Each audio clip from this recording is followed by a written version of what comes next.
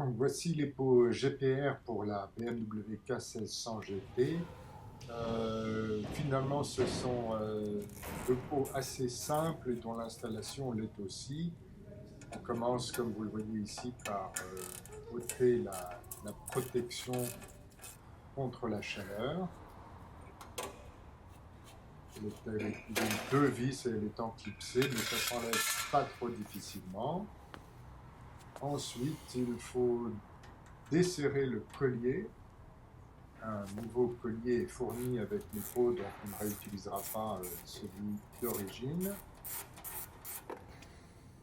À partir de là, il n'y a plus qu'une vis à enlever qui maintient le pot sous les sacoches. Pas de difficulté non plus. Lorsque c'est fait, on peut retirer le pot. Il faut lui donner un petit peu de mouvement pour le désolidariser du collier et de la sortie d'échappement du moteur, mais avec un petit peu de patience et des gestes réguliers, on finit par le retirer sans trop de difficultés. Voilà. Ensuite, un petit coup de lubrifiant pour enfoncer le collecteur qui est fourni avec les pots GPR.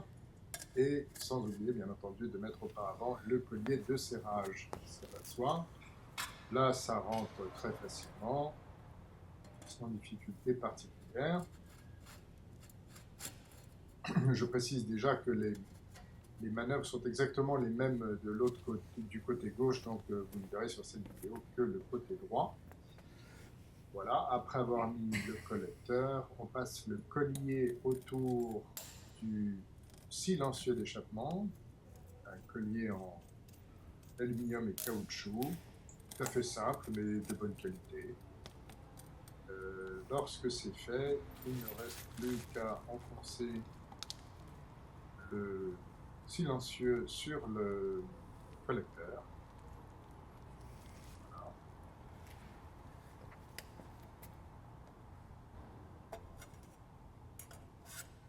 On enfonce bien jusqu'au bout et on positionne l'ensemble pour pouvoir le fixer sur exactement le même point de fixation que le pot d'origine. Il y a une petite patte en L qui est évidemment fournie avec le pot. Attention, parce qu'autant du côté droit, l'écartement n'a pas beaucoup d'importance, autant du côté gauche, il en a, puisqu'il y a tout l'arbre de transmission qui prend de la place, et donc il faut bien faire attention à ce que la patte écarte bien le pot. Vous verrez dans le dernier plan comment elle est fixée. Voilà, on remet les vis de fixation derrière, puis la vis d'origine, et sans oublier de conserver bien entendu le silent block, que les vibrations ne viennent pas détériorer le pot d'échappement.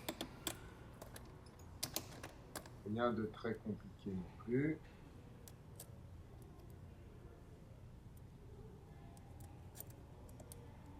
Un petit écrou et une rondelle de serrage derrière, un petit coup de clé, et voilà le pot posé. On serre maintenant le collier en dessous, après avoir vérifié le positionnement du pot. On introduit ensuite des ressorts qui sont également fournis dans des petits étuis de caoutchouc.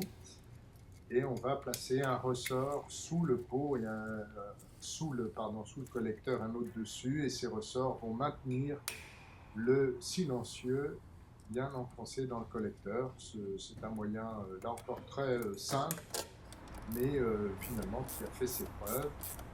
Enfin, on finit les serrages et on remet la protection anti-chaleur le long du pot d'échappement. Voilà, après une petite hésitation, on retrouve bien les emplacements et on va resserrer tout ça avec le vis d'origine. Voilà, du côté gauche, vous voyez la patte qui doit bien écarter le pot pour éviter qu'il ne touche l'arbre de transmission. Et maintenant, l'essai sonore dans un tunnel.